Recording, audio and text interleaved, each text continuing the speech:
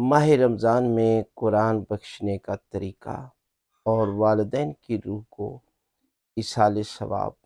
اس طریقے کے ساتھ کرے تو اس کا اجر و ثواب دگنا ہو جاتا ہے۔ ویسے مہینوں میں قرآن مجید ایک ماہ میں ختم کرنا سنت ہے، اور کم از کم 6 دنوں میں، لیکن ماہ رمضان میں 3 دنوں کے اندر قرآن مجید ختم کرنا چاہیے، یہ سنت ہے۔ اور ایک دن کے اندر بھی آپ ختم کر سکتے ہیں، اس لیے کہ ہمارے ائمہ ماہ رمضان میں 40 ختم قرآن کرتے تھے۔ اتنا اجر و ثواب ہے کہ ایک آیت پڑھنے پر پروردگار ختم قرآن کے برابر ثواب دے رہا ہے ماہ رمضان میں، اور اگر آپ ایک ختم قرآن کرتے ہیں تو اس کا ثواب کتنا ہوگا۔ لیکن اگر آپ اس طریقے کے ساتھ والدین کی ارواح کو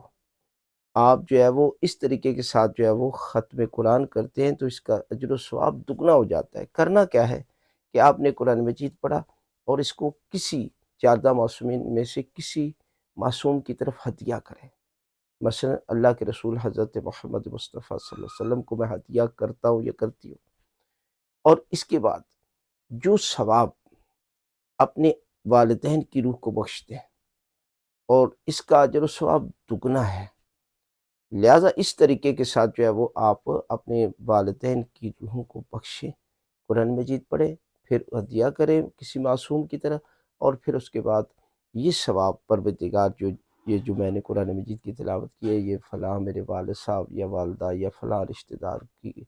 روح کو اصال کر دے، اور اس کے بعد آپ ان کے لیے دعائے مغفرت کریں، تو پروردگار جو ہے وہ ماہ رمضان کے صدقے ان کے گناہ معاف کر دے گا، اجر و ثواب دگنا ہو جائے گا، اور پروردگار آپ کے گھروں پر رحمتیں اور برکتیں نازل فرمائے گا۔